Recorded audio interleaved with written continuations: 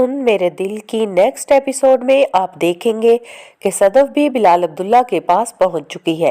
और सदफ अब बिलाल अब्दुल्ला की त्वचा हासिल करना चाहती है और उसे मिलने के लिए कहती है, लेकिन बिलाल अब्दुल्ला उसे टाल देता है कि सदफ अब चाहेगी कि बिलाल अब्दुल्ला दोबारा उससे शादी के लिए प्रपोज करे, लेकिन बिलाल अब्दुल्ला अब ऐसा नहीं करेगा। जबकि सदफ की बिलाल अब्दुल्ला के लिए मोहब्बत दिन ब दिन बढ़ती चली जाएगी और बिलाल अब्दुल्ला वैसे ही जब सदफ को नजरअंदाज करेगा जैसे सदफ उसे किया करती थी, तो तब जाके सदफ को अंदाजा होगा कि बिलाल अब्दुल्ला किस कर्ब से गुजरता था। जब सदफ ने उससे रिजेक्ट किया था, अब सदफ अपनी माँ से बात करेगी कि उसे लगता है कि बिलाल अब्दुल्ला अब उसे शादी नहीं करना चाहता। सदफ अपनी माँ को बताएगी कि मैं जब भी बिलाल अब्दुल्ला के सामने जाती हूँ तो वो मुझसे नजरें चुराकर मुझे इग्नोर करके आगे बढ़ जाता है। असल में वो मुझे बताना चाह रहा है कि मेरी औकात क्या है। तो सदफ की माँ कहेगी कि इसीलिए मैंने तुमसे पहले ही कहा था कि बिलाल अब्दुल्ला को जहन में रखकर तुम अमार से अलग ना हो। जिस पर सदफ कहेगी कि मुझे अमार से अलग होने पर कोई पछतावा नहीं है।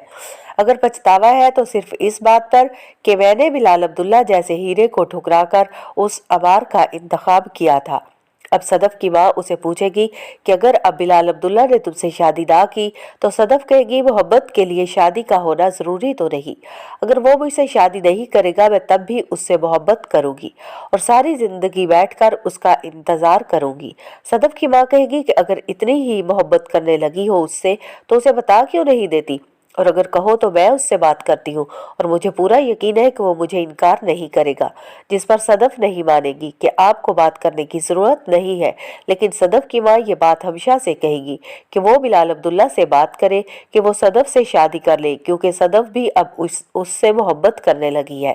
तो जब हमशा को सारी बात पता चलेगी कि बिलाल अब्दुल्ला ने अभी तक सदफ को प्रपोज नहीं किया और सदफ से ये कहा है कि मोहब्बत के लिए अब ये देखना ज़रूरी है कि तुम्हारा होना उसमें कितना जरूरी है, तो हमेशा ये बात सुनकर बहुत खुश होगी और बिलाल अब्दुल्ला की सदफ के खिलाफ कान भरने शुरू कर देगी ताकि बिलाल अब्दुल्ला उसे ठुकराकर हमेशा से शादी कर ले, क्योंकि हमेशा तो अपनी तरफ से पूरी कोशिश कर रही है कि किसी न किसी तरीके से सदफ को बिलाल अब्दुल्ला से दूर रखा जाए, क्योंकि हमेशा खुद बिलाल अब्दुल्ला को पसंद करती है और उससे शादी करना चाहती है और इस मकसद के लिए वो अमार को भी अपने साथ मिलाने की कोशिश करेगी और अमार से कहेगी कि मैंने तुम्हारी और सदफ की शादी करवाने के लिए तुम्हारा बहुत साथ दिया, लेकिन अब सदफ तो मेरी खुशियों को आग लगाने पर तुली हुई है, मुझे तुम्हारा साथ चाहिए। अमार कहेगा कि मैं कुछ समझा नहीं, तो हमेशा अमार को बताएगी कि वो बिलाल अब्दुल्ला से मोहब्बत करती है